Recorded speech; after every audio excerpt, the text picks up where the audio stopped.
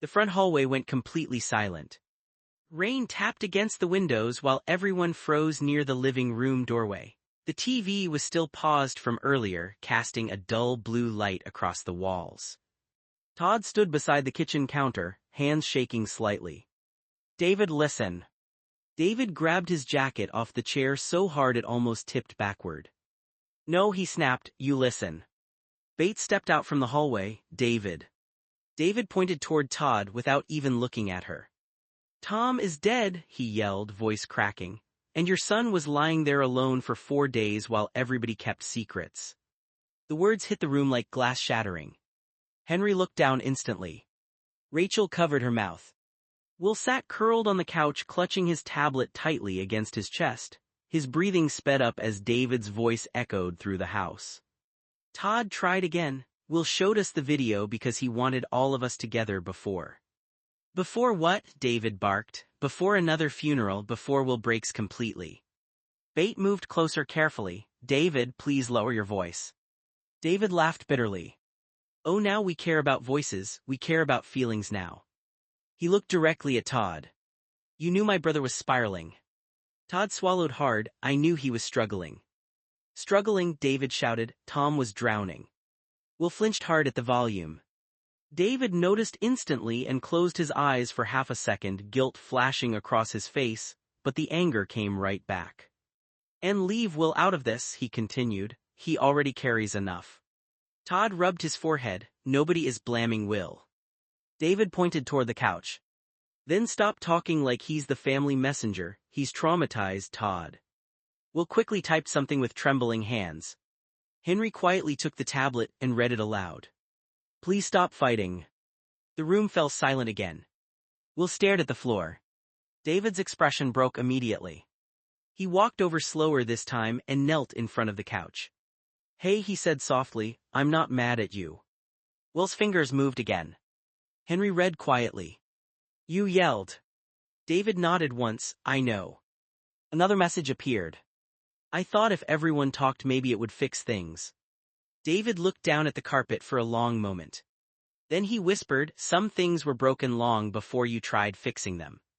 Todd leaned against the wall heavily. "We all failed Tom in different ways." David stood back up instantly. "No," he said sharply, "don't spread this around equally just so nobody feels guilty." Bates sighed. "David." But he kept going. "You want to know the truth? Tom spent years begging people to stay around him even when he made it impossible." Rachel looked up slowly. "And we all got tired," David admitted quietly, "every single one of us." That hurt more than the yelling. Even Todd couldn't answer. David grabbed his keys from the table. "Mom, I'll wait for you in the car." Bate nodded weakly. As David walked toward the front door, he stopped beside the couch. Will wouldn't look at him. David gently squeezed his shoulder. "This isn't your fault, okay?" Will's eyes watered immediately. The front door opened. Cold rain air filled the house for a moment before David disappeared outside. The room stayed quiet after David left. The front door hadn't even fully settled before the weight of what was said hung in the air like dust. Will's fingers moved slowly on the tablet. Henry took it, reading softly. "I just want to be real." Todd exhaled, rubbing his face. "Will, we get it." Will hesitated, then typed again. Henry read it out, his voice lower this time. "I just kept the secret because of him and his family." Bate looked down immediately, folding her arms tighter around herself. Will continued. "I thought his brother and mother would be open-minded. Tom said they would shut him down." A pause. Even the ticking clock on the wall felt loud. Will's next message came faster now, like everything he'd been holding in was finally spilling out. "I told him he was wrong because they are still family." Rachel glanced toward the hallway like she expected David to come back in. "But I'm the one who was wrong." Henry stopped for a second, swallowing hard before finishing the line. "I just lost a friend now too, because I didn't want to hide anymore." The words settled heavy across the room. Todd pushed off the counter slowly. "Will, listen to me." Will looked up, eyes glossy. Todd's voice softened. "You didn't cause this, you didn't control what Tom did or how anyone reacted." Will typed again, hands shaking slightly. "But I kept pushing him to talk, I thought if he said it out loud it would get better. Bates stepped forward a little, wanting honesty isn't wrong. Will shook his head once, quick and sharp. Henry read the next message. He trusted me. Silence again. Todd lowered his voice. Then that trust meant something real that doesn't disappear just because things ended badly. Will stared at the floor, shoulders tight.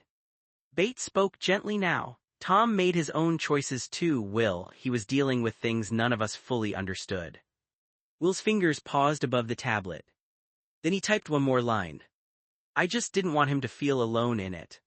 No one answered right away. Because that part no one could argue with. Henry slowly handed the tablet back.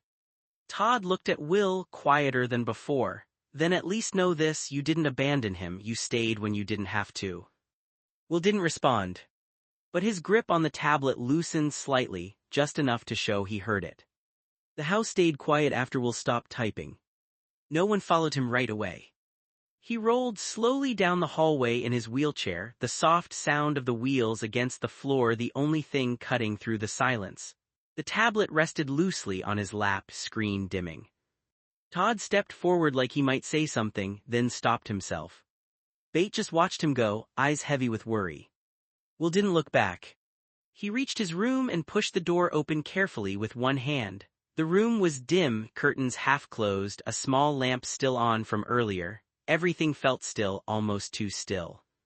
He guided his wheelchair inside and shut the door behind him with a quiet click. For a moment he didn't move. Just sat there. The tablet lay in his lap, the last message still sitting in his mind like a weight he couldn't set down. Outside his door, muffled voices started again, but he couldn't make out the words anymore. He didn't want to. Will slowly turned his chair toward the window. Rain streaked down the glass, blurring the world outside into shapes that didn't quite hold together. He lowered his head. And for the first time that night, there was no message being typed. Henry stood in the hallway, still holding the tablet like it weighed more than it should. Mom, Dad, he asked quietly, what's happening? Bate didn't answer right away. She looked toward Will's closed bedroom door, then down at the floor. Todd finally spoke, voice low and tired. He's grieving everything right now. Henry frowned, what do you mean? Todd ran a hand over his face. Tom's death, David finding out all of it, and Will being stuck in the middle of things he was never supposed to carry. Bate added softly, and David, he left because he can't handle it here right now. Henry looked confused, so everything just falls apart. No one answered that directly. Because it already had in pieces. From behind Will's door there was no sound, just silence, heavy, closed in silence. Todd exhaled again. We didn't lose just one person in this, we're losing how this family used to function. Bate looked up sharply at that, like the words hurt but were true. Henry's grip tightened on the tablet. Can we fix it, he asked. Todd hesitated for a long moment. Then quietly said, not tonight. The house stayed still again, each room holding its own version of grief, none of them matching, all of them real. Henry stood in the hallway, frustration building in his voice as he tried to make sense of everything. So Tom was gay, he said, shaking his head.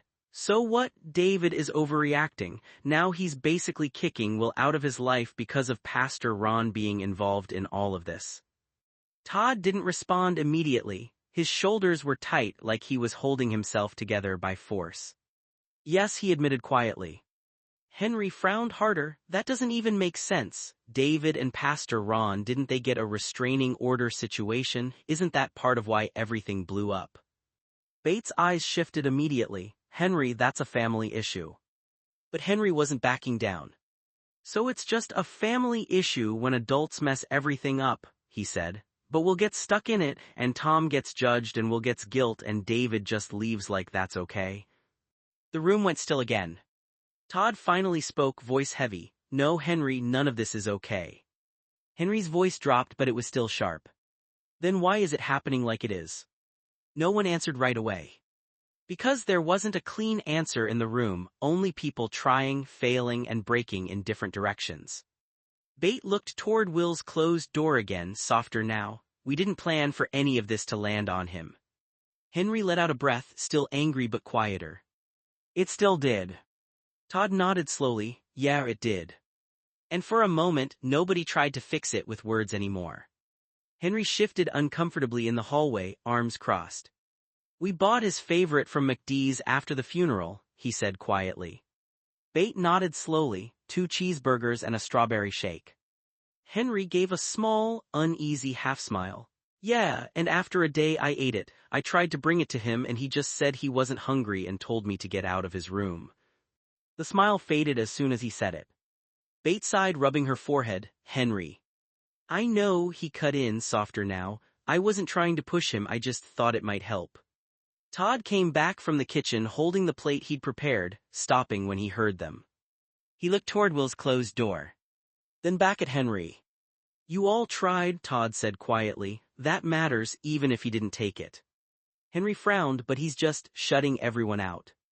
Bates' voice was gentle but tired. That's what grief can do sometimes, it makes people push away the ones trying to help.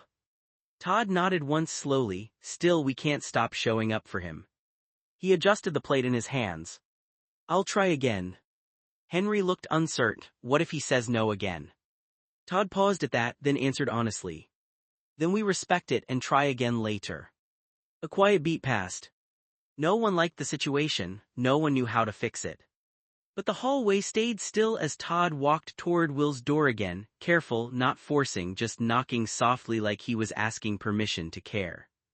Henry shifted uncomfortably in the hallway, arms crossed. We bought his favorite from McD's after the funeral, he said quietly.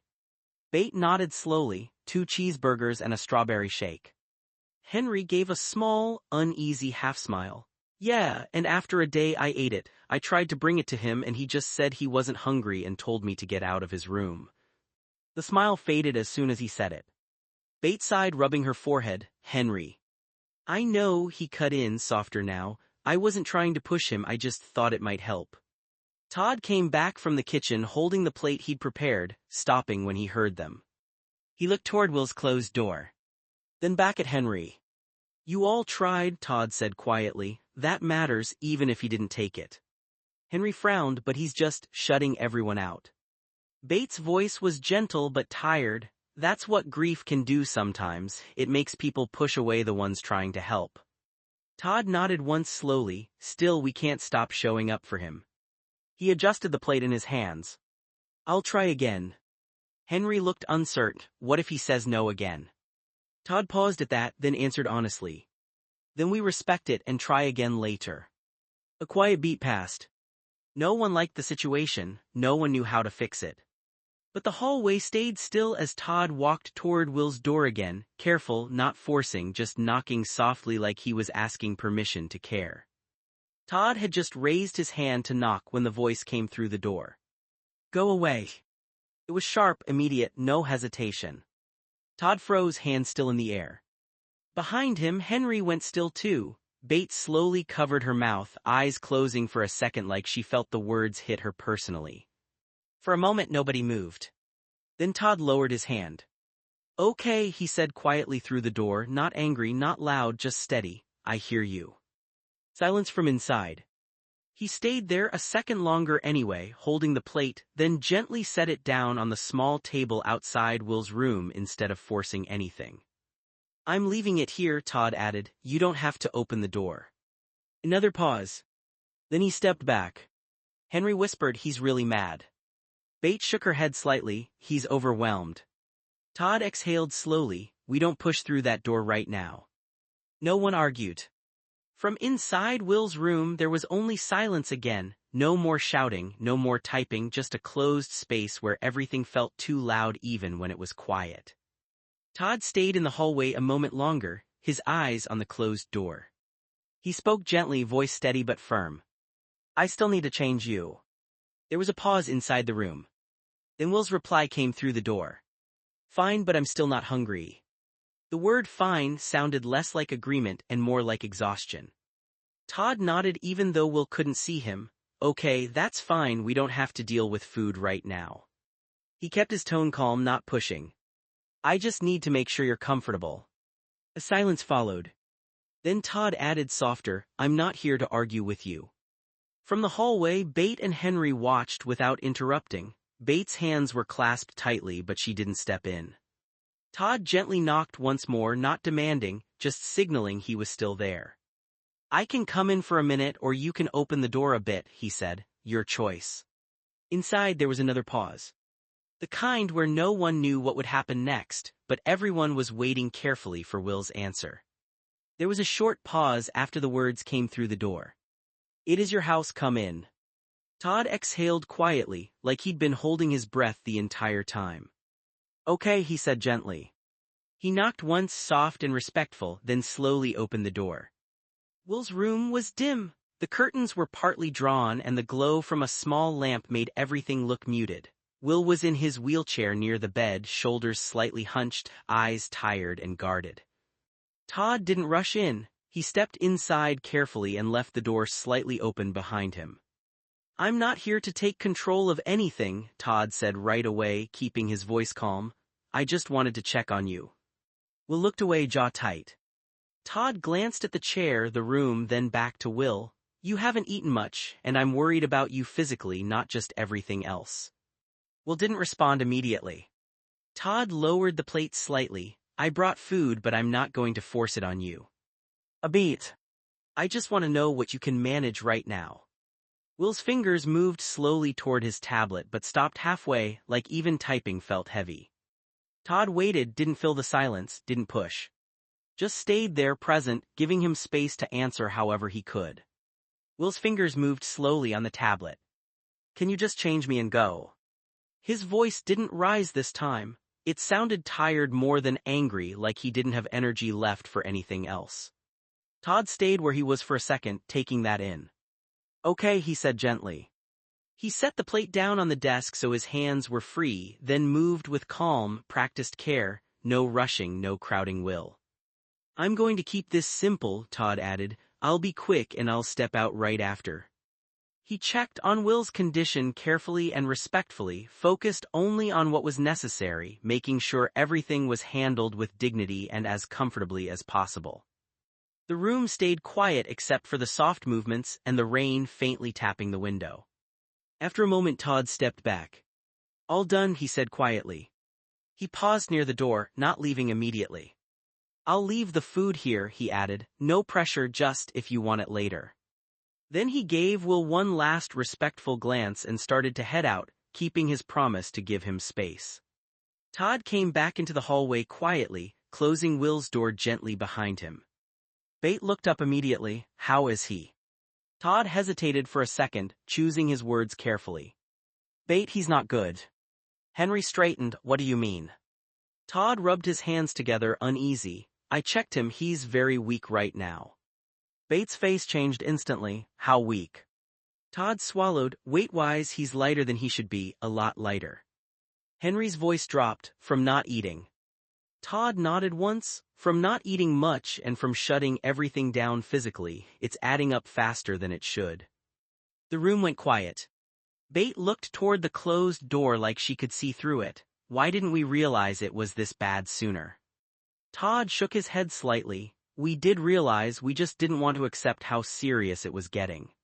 Henry frowned uneasy. "So what happens now?" Todd didn't answer right away. Because the honest answer wasn't easy. Finally he said, "Now we have to get medical help involved, not just family trying anymore." Bates' voice softened, almost breaking. "He's going to hate that." Todd nodded. "Probably, but this isn't something we can handle alone anymore." From behind Will's door there was only silence. And for the first time that night, the silence didn't feel like calm, it felt like urgency. Henry blinked. "A tube like Sam has." Todd hesitated, then nodded slowly.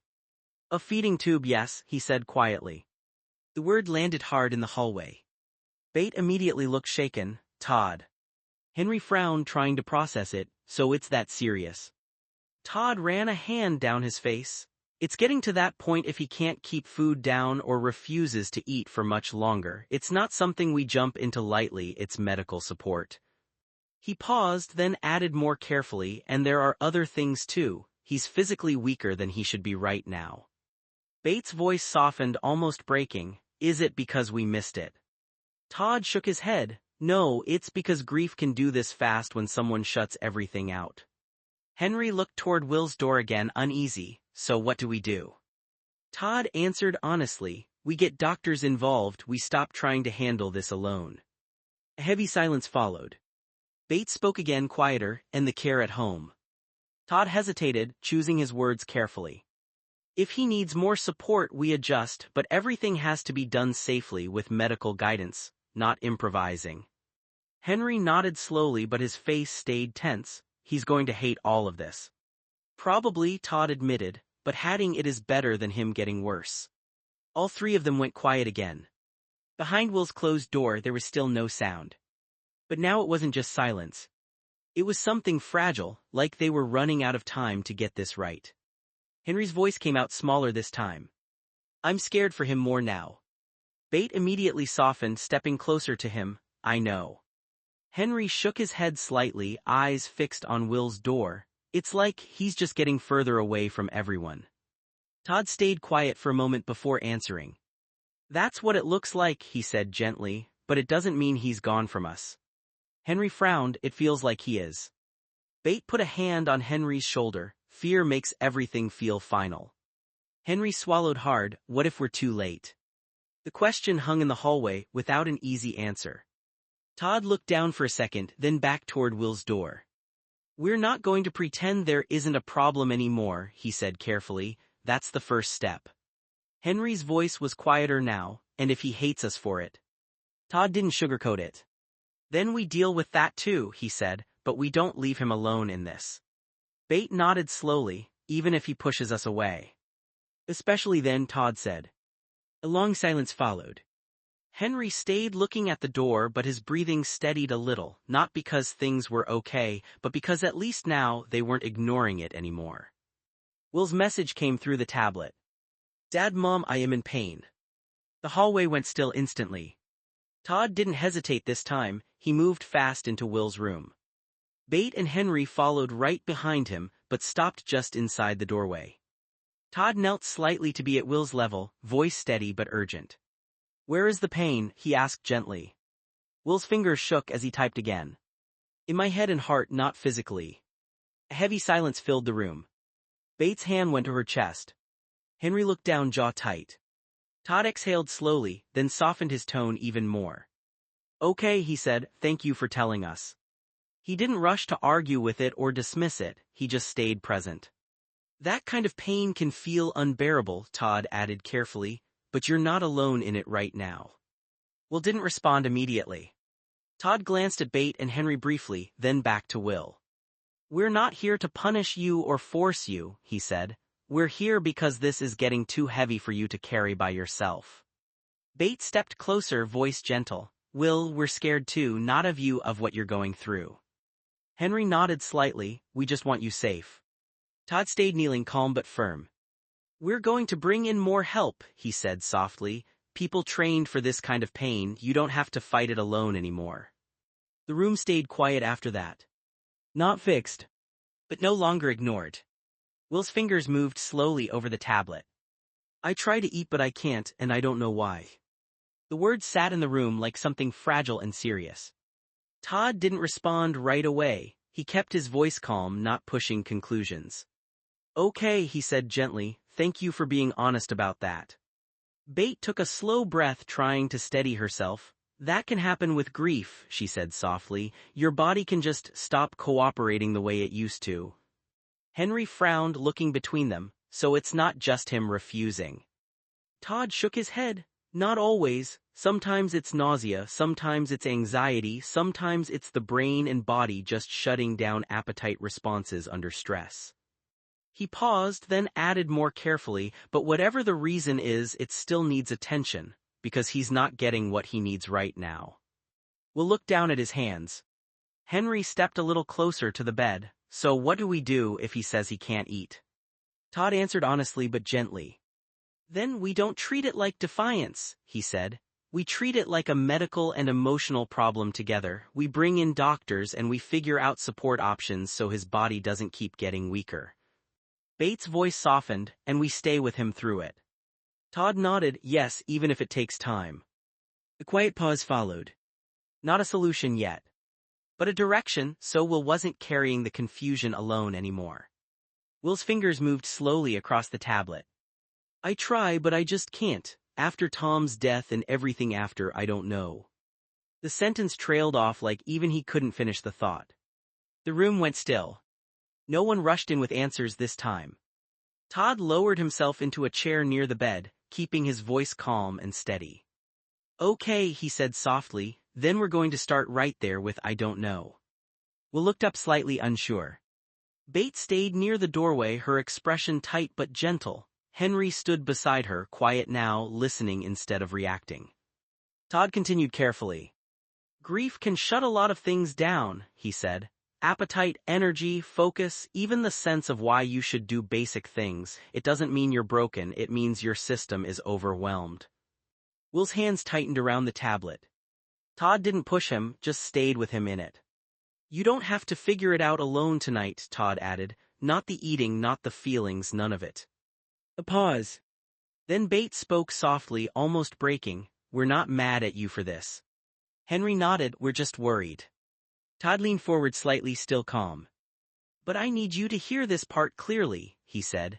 Your body can't keep running on nothing, so we're going to bring in help, doctors, support, so you're not stuck trying to force yourself through something that's bigger than willpower. He let that sit for a moment. Not pressure. Just truth spoken gently enough that Will didn't have to fight it alone. Will's fingers paused on the tablet. I am hungry though, but... The sentence stopped there, unfinished, like he didn't know how to explain the rest. Todd leaned forward slightly, voice soft. But it still doesn't feel like you can eat, he asked gently. Will didn't answer right away. Bates stepped a little closer to the bed, careful not to overwhelm him. That actually makes sense, she said quietly. Sometimes your body feels hunger, but your mind or stomach just won't cooperate. Henry frowned, trying to understand. So he's hungry but can't eat. Todd nodded once. It can happen with intense stress and grief. Appetite signals get messy, your body wants food but everything else blocks it. He looked back at Will. We're not going to treat that like you're doing something wrong, Todd said. We're going to treat it like something we need to help your body get through. Will's grip on the tablet loosened a little, but he still looked uncertain. Bates spoke softly. We can try small things, sips, bites, whatever feels possible, no pressure to finish anything. Henry added, quieter now, or we just sit with you while you try. Todd nodded, exactly, no forcing, just support. The room stayed calm for a moment. Not fixed, but a little less alone. Henry stepped forward carefully, holding out the milkshake. Will, here, drink this. It wasn't forced, just offered, quiet and hopeful. Will took it with both hands, the straw shaking slightly as he brought it to his mouth. He managed only 2 small sips. Almost immediately, his body reacted.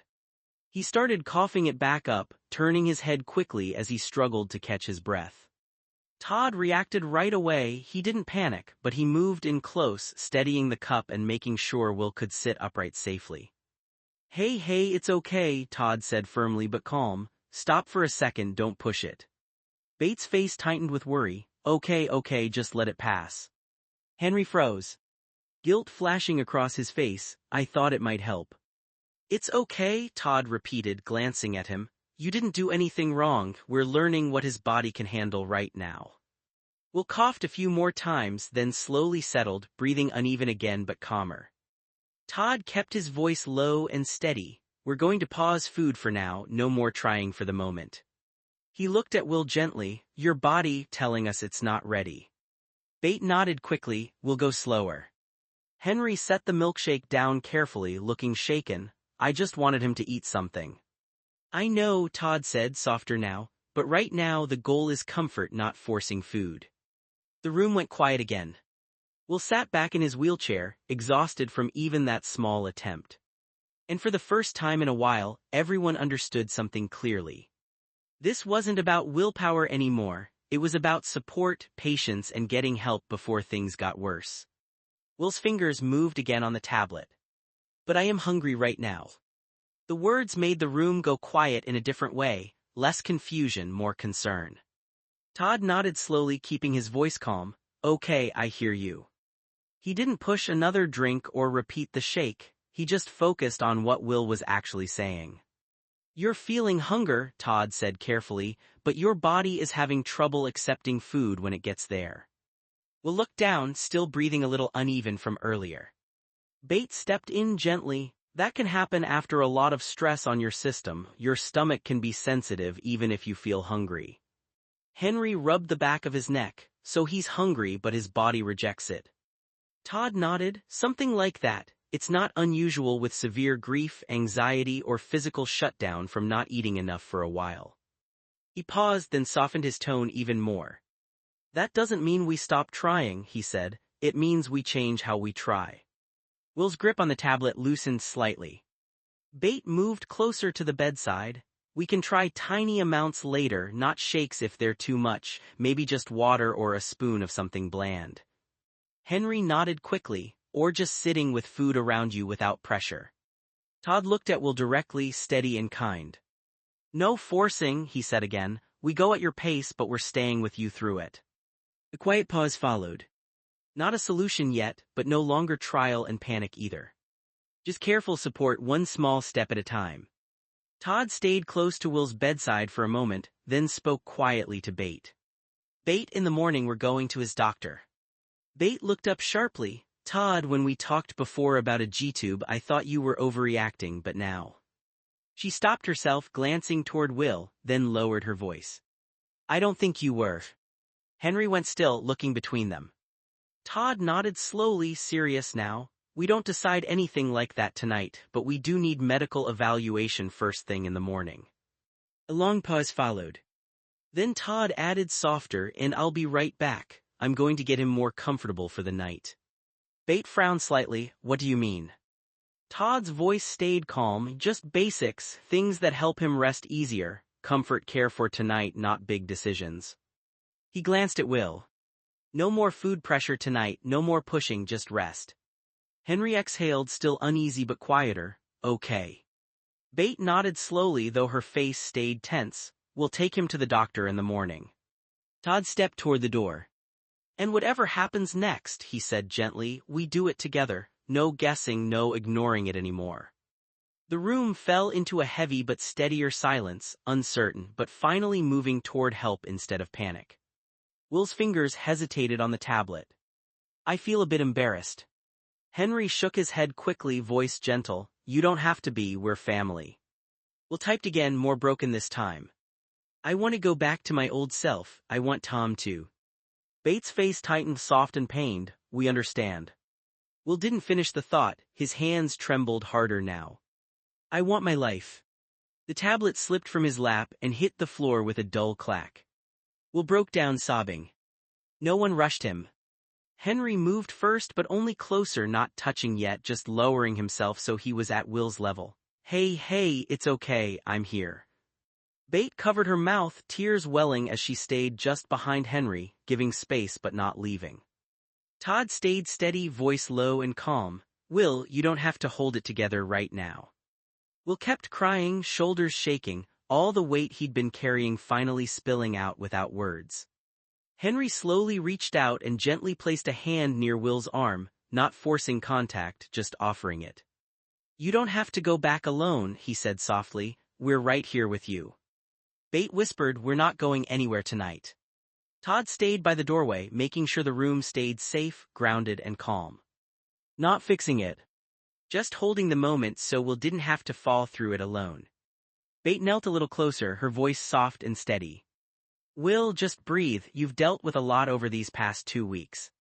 Will's hand moved quickly. He grabbed his phone, fingers shaking as he typed. "I need help. For 2 weeks since he's been gone, I'm lost." The room went quiet in a different way now, no confusion, just recognition of how deep this really went. Todd stepped closer first, his voice calm but firm in a grounding way. "Okay," he said, "then we're going to get you help, real help, not just us trying to hold this together alone." Bate nodded immediately, tears in her eyes. "Yes, we will."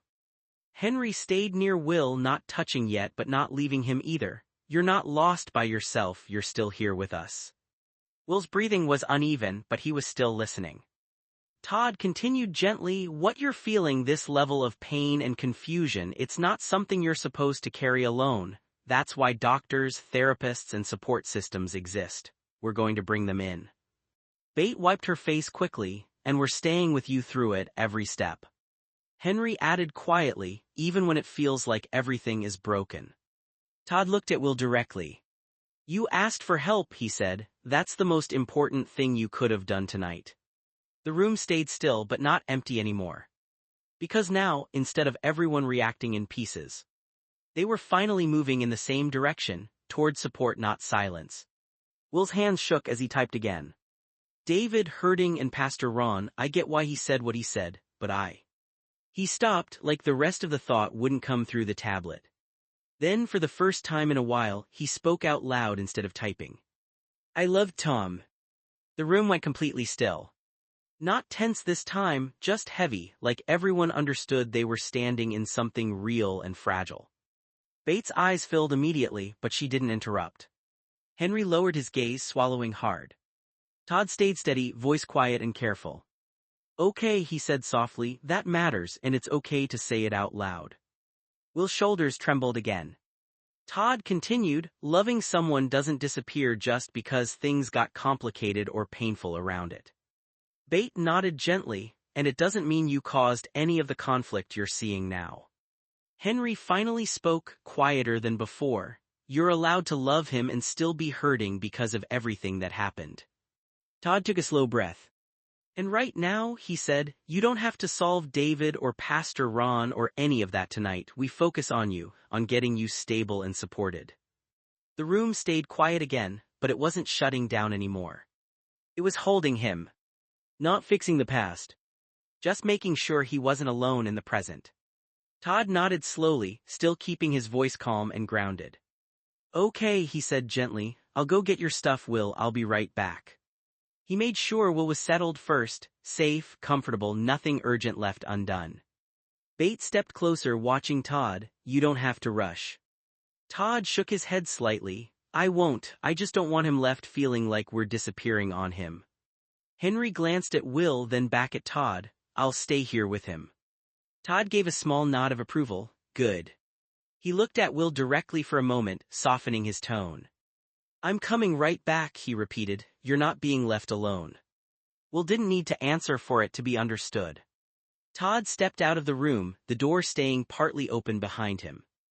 Inside, Henry stayed near Will quietly and Bate remained close by too, both of them just present, making sure the silence didn't feel empty while Todd went to get what was needed. Will stared at the screen for a long moment before typing. I am just done, I'm done. Henry's face tightened immediately. He leaned forward in his chair, trying to sound steady even though he looked scared. Will, you will get better, you just need to ride this out. Will typed back almost instantly. When? Henry opened his mouth then stopped.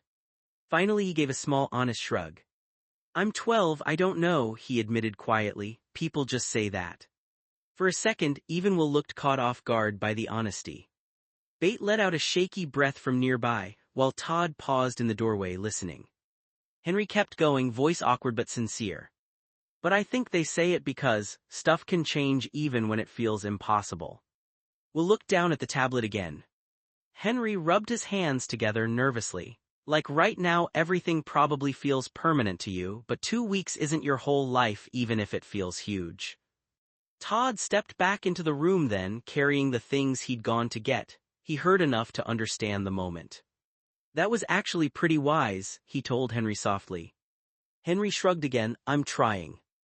Todd set the items down quietly and looked at Will. You don't have to believe things will magically get better overnight, Todd said gently. You just have to stay long enough to let help reach you. Will's eyes stayed glossy, exhausted. Bate moved closer. And you don't have to survive the next year tonight, she said softly. Just tonight, then tomorrow, one piece at a time. The room stayed quiet after that. Not because nobody cared, but because everyone finally understood that Will wasn't asking for perfect answers. He was asking whether there was still a reason to keep going. Will's fingers moved across the tablet, then he forced a small smile that didn't reach his eyes. My boyfriend died, his brother, my good friend isn't talking to me, I can't eat, I've lost a lot of weight, now I need baby diapers I can fit, everything is great. He held the smile for a second. Then the message came right after. That was sarcasm. If you didn't get it with the robotic voice, don't do it. The room went quiet immediately. No one tried to joke it off, no one corrected the tone. Henry's expression dropped, all playfulness gone. Okay, I get it. Bate looked pained but stayed soft. Will, we hear you. Todd moved a step closer, voice calm and grounded. You don't have to mask it like that here, he said gently. Even if it comes out as sarcasm or jokes, we're still listening to what's underneath it. Will's forced smile faded. Todd continued steady. What's underneath it is that you're overwhelmed, grieving, and feeling like you're losing support on every side. Henry nodded quietly, and it sucks. Bate added softly, a lot more than great. Todd didn't rush him, he just stayed present. And I want you to hear this clearly, Todd said. You don't have to perform okay for us, not here. A pause. Then more gently, we're not going anywhere because you're not okay. Will's fingers pressed into the tablet. I hate this. The words were simple, but they carried everything underneath them: grief, exhaustion, frustration, and the feeling of being stuck inside something he didn't know how to get out of. The room didn't rush to fill the silence. Todd nodded slowly. Okay, he said quietly, that makes sense. Bates' voice was soft. We hear you. Henry looked down, then back up. Yeah, I would hate it too. Will stayed still, shoulders tight. Todd leaned a little closer, careful with his tone. You don't have to like what's happening to you, he said. You're allowed to hate it. That doesn't make you wrong, it just means this is really painful. A pause. But I need you to know something important, Todd added. Hating it doesn't mean you're stuck in it forever. Bates stepped closer to the bed. Right now it feels like everything is collapsing, but feelings this intense don't stay this sharp forever. Henry frowned slightly. It just feels like it won't ever change. Todd nodded. That's what it feels like in the middle of it. He didn't try to fix it with optimism, just steadiness. We're still going to get you help in the morning, Todd said. And tonight we're just going to get you through the night safely. A quiet beat passed. No pressure to respond. Just presence, so Will didn't have to sit inside I hate this alone. Todd spoke gently but practically, trying to keep the night moving forward. Henry, can you leave for a bit? I'm going to change your brother's diaper. Henry looked up quickly, then nodded.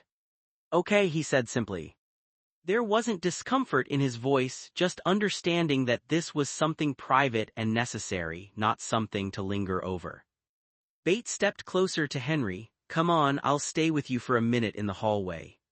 Henry glanced once toward Will, then stepped out with Bate, leaving the room quieter. Todd waited until they were outside and the door was comfortably closed but not locked. Then he turned back to Will, voice low and steady. All right, he said gently. We're just going to take care of this quickly, okay? I'll be as respectful and quick as I can. He moved carefully, focusing only on what was needed to keep Will clean and comfortable, making sure everything stayed calm and dignified. No pressure, no rushing, just steady care. After a short while, Todd stepped back and adjusted the blanket. All done, he said softly. He gave Will a moment of space, then added, You're okay. Outside the room, voices stayed low in the hallway, waiting quietly for the next step in a night that had already been far too heavy. Will's fingers moved slowly on the tablet. Dad, I don't want the G-tube. Todd stayed calm right away, not reacting with pressure. I know, he said gently. He paused a moment, making sure his voice stayed steady. But you haven't been able to eat for days. Will typed back almost immediately. I know.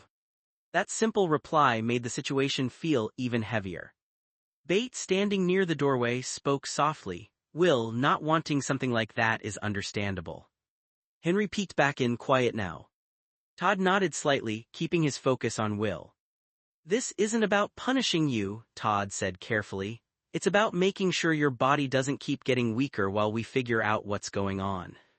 He leaned forward a little, voice soft but firm. You don't have to agree with it tonight, but we do need to take your health seriously in the morning with the doctor. A pause.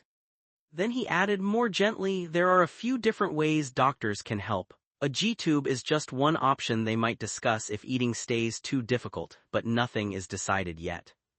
Bate nodded, we're not doing anything behind your back. Henry spoke quietly, we just don't want you getting worse. Todd looked at Will. What I do need, he said, is for you to stay honest with us like you are right now. That helps us help you. The room went still again. Not forcing agreement. Just keeping everything open enough that Will wasn't alone in it. Will's fingers moved slower now, like it took effort just to put the thoughts into words. I need a power chair to move, I need diapers to use the bathroom, I need this to talk, and now I can't eat, it's a lot. The honesty in it filled the room. No one interrupted. Todd nodded slowly, accepting it without judgment. You're right, he said gently, that is a lot. Will looked down, shoulders tight. Todd continued carefully, not rushing. And needing help with those things doesn't mean you're failing, he said. It just means your body and your situation need support right now. Bates' voice was soft. You've been carrying more than most people your age should ever have to deal with. Henry nodded quietly, way more. Will stayed still. Todd leaned slightly forward, grounding but calm. And I hear you, he said. You're telling us what's happening, not just how you feel, that's important. A pause. Then he added, gently but clearly, yes, you may need help with eating right now, not because you're doing anything wrong but because your body is struggling to keep up on its own. Bates stepped closer, and we're going to the doctor so they can help figure out the right supports. We're not guessing this alone anymore. Henry glanced at Will. We're still here, okay, even if everything feels different now. Todd didn't push further. He just stayed steady in front of Will. You're not too much, he said quietly. You're someone who needs care right now, that's different. The room settled into a heavy but calmer silence, less panic, more acceptance that this was now something they had to handle step by step, with real help. The doctor's words hung in the room, complicated and heavy, something like, Will's condition is progressing and his body is under increasing stress. Will stared at the screen, then typed slowly. Yeah, but why I can't eat?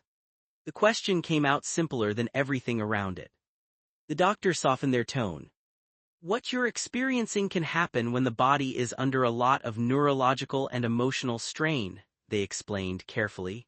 Your hunger signals may still be there, but the coordination between your brain, stomach, and nerves that helps you eat comfortably can be disrupted.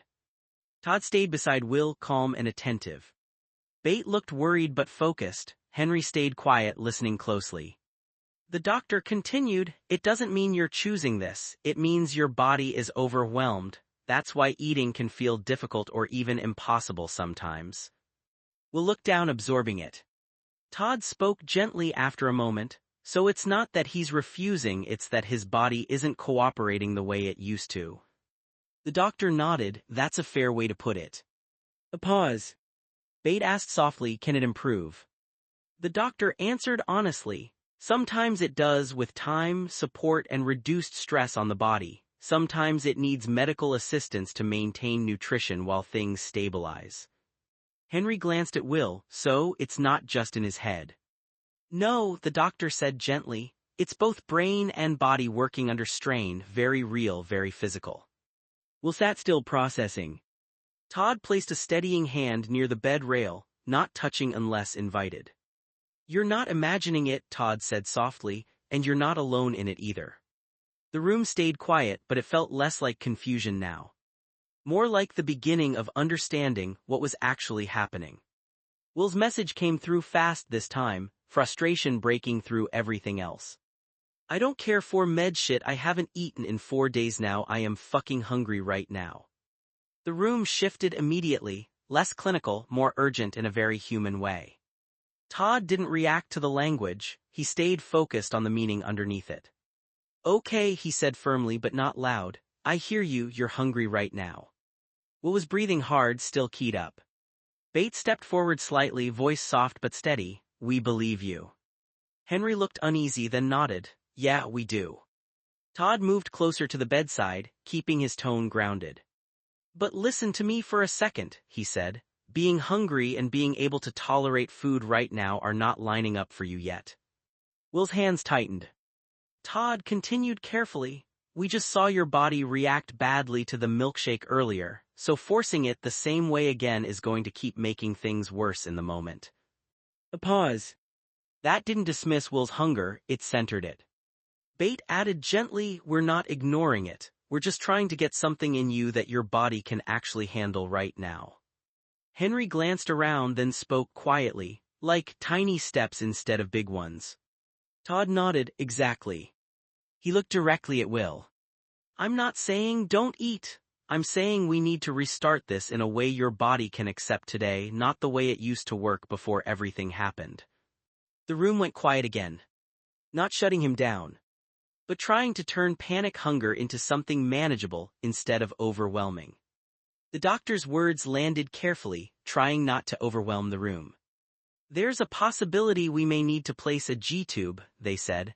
I understand your parents told me you weren't comfortable with that before. Will stared at the screen for a second, then typed quickly, raw and exhausted. I don't care anymore, I'll take anything, I'm hungry. The room went quiet in a different way, less argument, more concern that he was reaching a breaking point from deprivation. Todd stepped in gently, voice steady. Okay, he said, I hear you. Bate looked shaken but nodded, we hear you. Henry stayed still, watching Will closely. The doctor raised a hand slightly, calm but serious. I want to be very clear, this decision isn't made in a moment of desperation. We don't place a feeding tube just because someone is very hungry right now. We evaluate safety, ability to eat, and the best way to support nutrition long-term. Todd nodded, that's important. He turned back to Will, softer now. You being this hungry means we need a solution, Todd said, but we still have to do it safely, not just quickly. Will's shoulders stayed tight. Bate moved a little closer. We're not ignoring how bad this feels, we just don't want to make a rushed decision that you might hate later. Henry added quietly, we want something that actually helps you, not just fixes tonight. The doctor continued, gentler now. In the short term, we can also try other medical options, supplements, monitored feeding plans, IV fluids if needed, before jumping to procedures like a tube. Todd looked at Will. You're not being dismissed, he said. You're being taken seriously enough that we do this the right way. The room stayed heavy, but focused now on treatment, not panic. Will wasn't being argued with anymore. He was being heard and guided toward help that wouldn't be decided in desperation. Will's message appeared on the screen, stark and shaking. Whatever, I want the pain to end. The room went very still. Todd didn't move closer right away. He kept his voice calm and low, making sure it didn't spike the moment. I hear you, he said gently. That level of pain feels unbearable right now. Bates' eyes filled immediately. She stayed grounded, but her voice was soft. Will, we're really glad you said that out loud. Henry looked scared, but he didn't look away. He stayed where he was. We're here, you're not alone. Todd shifted slightly, steady and serious now, but not harsh. I need to check something important, he said carefully. When you say you want the pain to end, are you talking about the emotional pain feeling too intense, or are you thinking about hurting yourself? He didn't rush the question, he let it sit, giving space for honesty. Bates stepped closer to Will's line of sight. You won't get in trouble for answering, we just need to understand so we can keep you safe. Henry added quietly, we want you here. Todd kept his tone even, grounded. Right now, this is about getting you through this moment safely, he said, not solving everything tonight. The room stayed quiet but not empty. Everyone was waiting carefully, seriously, for Will's answer, focused entirely on keeping him safe and supported. Will's words came through in a rush. Hungry, pain and Tom, please make IT stop. The room went still in a way that felt immediate and serious. Todd didn't hesitate this time, but he kept his voice calm and controlled. Okay, he said firmly but gently, we're with you. Bate moved closer, her voice shaking slightly but steady. Will, we hear you, we're here. Henry looked frightened but he stayed present. Don't leave, okay, just stay here with us. Todd focused fully on Will now, slowing everything down. I need you to stay with me in this moment, he said.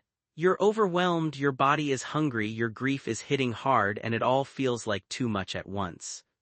He paused. But I need to be clear, we're not going to let you go through this alone. Bate nodded quickly. We're getting you real help, tonight and in the morning, this is getting medical attention. Henry added softly, we're staying right here. Todd continued, steady and grounding. Right now we're going to focus on one thing at a time, not everything at once. He looked at Will. Can you tell me if you're safe right now, just yes or no? The room held its breath, not with panic but with focused care, making sure Will wasn't carrying this alone anymore. Will's hands trembled over the tablet. I don't know. A beat later, the doctor spoke carefully about emergency feeding support and a possible G-tube surgery if Will couldn't safely take in nutrition. The word surgery made the room tight. Todd didn't rush to fill the silence. Okay, he said first, steady and controlled. Bate, after a shaky breath, echoed him softly, okay. Henry looked between them, confused and scared, but stayed quiet. Todd turned slightly toward the doctor, grounding the situation. So what are the next steps medically? The doctor nodded. First, we stabilize him, hydration, nutrition support, and a full assessment. A feeding tube is not the first emotional step, it's a medical one. We decide based on safety and necessity, not panic. Todd nodded, understood. Then he looked back at Will, voice softer. You don't have to decide everything right now, he said. Right now, we focus on keeping your body safe and getting you through this moment. Bate stepped closer to Will's side. We're not going to force you into decisions alone. Henry added quietly, we're staying with you. The room stayed tense, but steadier now, shifting from emotional collapse into urgent care planning. Todd exhaled slowly. One step at a time, he repeated. Will typed. Let's go. The doctor nodded calmly. All right, we're going to take him in for surgery. We'll let you know when he's out. For a moment, everything in the room tightened, finality, fear, and exhaustion all at once. Bate stepped closer to Will, her voice soft and shaking. We're right here, okay, we're not leaving you. Henry moved in too, quieter than before. We'll be here when you wake up. Todd knelt slightly so he was at Will's eye level. You're not alone in this, he said gently. This is just us helping your body get through what it can't manage on its own right now. He paused. We'll see you soon. The medical team prepared to take Will.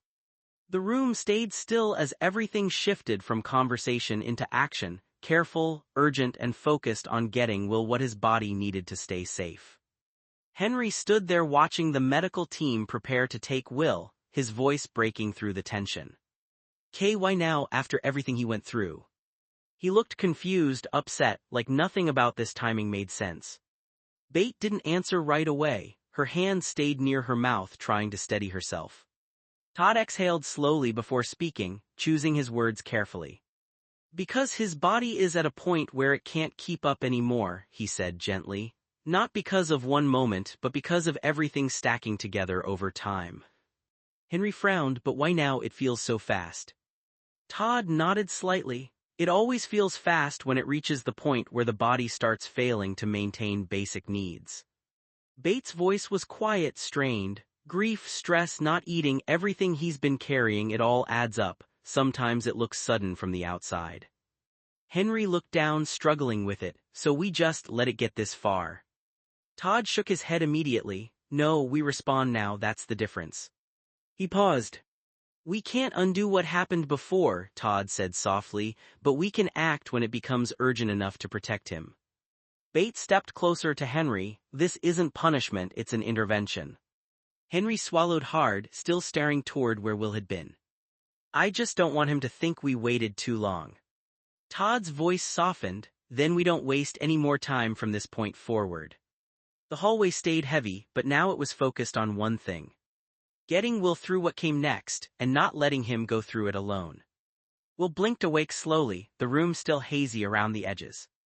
The medical equipment beeped quietly in the background, steady and reassuring. Tom sat nearby, leaning forward as soon as Will opened his eyes. Hey, Tom said softly, how do you feel? Will looked down at the device for a moment, then typed on his tablet, fingers slower now but clearer. Not hungry anymore, but still sad about Tom. The words hung in the air. Tom nodded gently, not surprised by the honesty. Yeah, he said quietly, that makes sense. Bates, standing a little behind, wiped her eyes quickly. Henry stayed close to the wall, watching carefully but not interrupting. Todd spoke next, calm and grounded. The surgery was to help your body get what it needs, he said. It doesn't fix the grief, it just makes sure your body isn't fighting starvation while you deal with everything else. Will stared at the blanket for a moment. Then typed again. I still miss him. Tom's expression softened. I know, he said, and you're allowed to. That doesn't go away because your body is being taken care of. Bates stepped closer, voice gentle. Missing him is part of loving him. Henry added quietly, and we're still here with you while you feel it. Todd leaned in slightly. Right now, he said, we focus on recovery and getting you stable, and we make sure you're not carrying this alone anymore. The room stayed quiet but steadier than before. Will's body was being supported now. And his grief, while still heavy, was no longer something he had to survive without help around him. Will stared at the tablet for a moment, then typed slowly. I was mad, but not about Tom or David. Henry tilted his head. You were angry. Todd made a small, thoughtful sound. Henry continued, trying to piece it together. Angry plus hungry. That got a faint, tired exhale from Bate, like she understood the logic but also how messy everything had been. Will looked down at the screen again. Todd spoke gently. Anger can show up when your body is under stress. Hunger, pain, grief, it all blends together. Sometimes it doesn't have a clear target. Henry frowned slightly, so he wasn't mad at people, just everything. Todd nodded. That's a fair way to put it. Bates stepped closer, careful. Being overwhelmed can feel like anger even when you don't actually want to be mad at anyone. Will hesitated, then typed again. I didn't know what I was feeling. Henry nodded slowly. Yeah, that makes sense. Todd leaned in slightly, steady and calm. That's actually really important that you said it, he replied, because it means we're starting to separate things out now. Hunger, grief, anger, they all got tangled together. He paused. And now we can actually treat each part instead of everything hitting you all at once. Bate gave a small, tired nod, one thing at a time. Henry looked at Will. So you're not just angry, you're a bunch of stuff. Will didn't respond right away, but he didn't look as tense either. Todd's voice stayed soft. And none of it means you're bad or wrong, it just means you've been carrying too much at once. The room stayed quiet again, but steadier, like the pieces were finally starting to separate instead of explode all at once. Will stared at the screen for a moment. I hope this isn't forever. The room quieted in that familiar, careful way, no rushing, no interrupting. Todd nodded gently. That's a very understandable hope. Bates stood a little closer, voice soft. None of us want this to be forever. A pause. Then Todd continued, grounding but honest. The doctor said you may need feeding therapy. Will's eyes widened slightly as he read it. OMG, okay. Henry blinked. Feeding therapy, like learning to eat again. Todd nodded. Exactly. It's not just about forcing food or using a tube, it can also mean working slowly with your body and your brain so eating becomes possible again without panic or rejection. Bate added gently, it's more like rehab for eating, small steps, not pressure. Henry looked at Will, so it's not this is forever stuck like this. Todd shook his head, no, this is a support step, not a permanent sentence. He paused, making sure Will heard it clearly.